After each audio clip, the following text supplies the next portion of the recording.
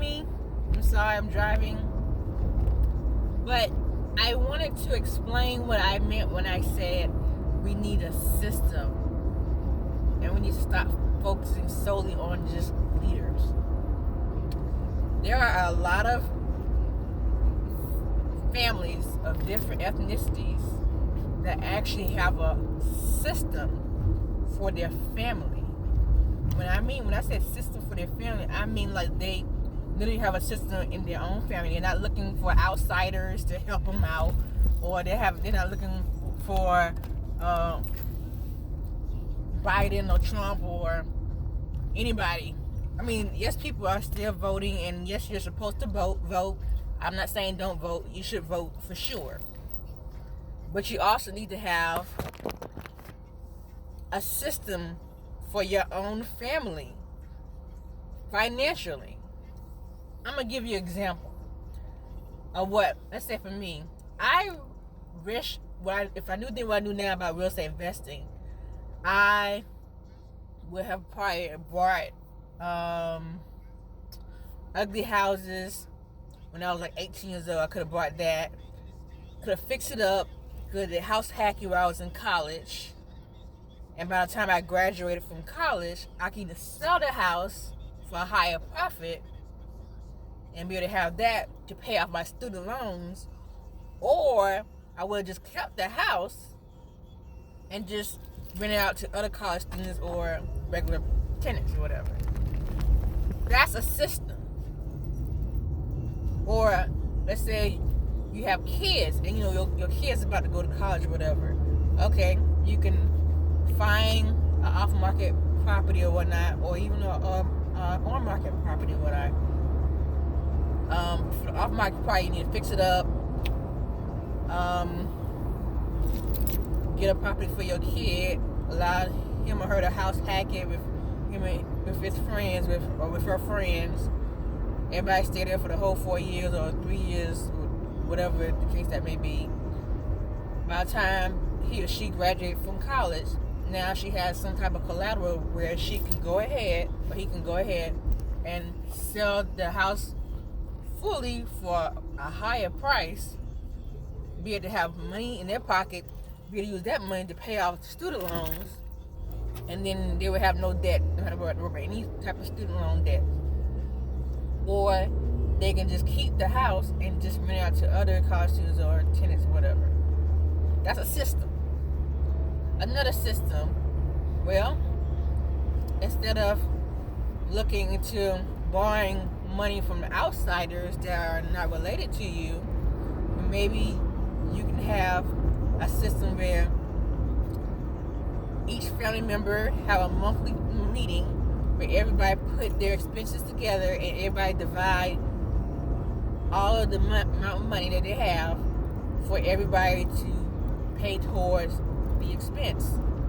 Group economics, y'all, where everybody do that, then guess what? Everybody's debt free, and let's say everybody live in the house together, like a family amongst other families living together in a house. Everybody's paying down the mortgage balance. Next you know, free and clear house. Then one of the family members, or then the group of family members move and have enough money where they can move into their own house, stash cash, free and clear. You know, you get what I'm saying? A system. There are other ethnicities that are doing this. So when I ask you, what is your family system, this is what I'm talking about. Or when I'm saying, or let's say there's a matriarch who has some money or has the lead of all the money and everything, and let's say the kids need money to fund for getting them a house, where the matriarch will loan them money for the house, and then the kids or the adult kids will start paying them back with interest. By the time they refinance the house or whatever, they're able to pay back the money to, I don't know, to make sure other family members. A system. Do y'all get what I'm saying? So when I say we need a system, and I'm specifically talking about my black people. I love y'all. I do. I promise you I do. But what I've noticed is that we don't have a system when it comes to finance within our own community. And also, another thing I have noticed, when we start making a lot more money, or we just tend to make, decent money, a lot of us want to move out of the neighborhood that we grew up in and don't look back. But then 10 or 15 years later, we come back to the neighborhood, it's all bought out by other people who didn't grow up in the neighborhood. And then now you want to complain or yell about gentrification. Well, sir, ma'am, you had 10, 15 years head start to buy your neighborhood, but you didn't do that, or you didn't find a way to do it. And you can't make an excuse anymore about, I don't have the money or whatever. It's too many resources nowadays on Google and on YouTube where you can figure out how to find funding to buy properties. Period. I found that information on Google, YouTube, and Facebook.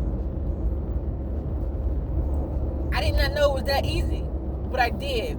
When we start figuring out and doing our own due diligence on a lot of things, you'll realize a lot of things is right in front of your face. But people don't utilize that. People forget a lot of steps. So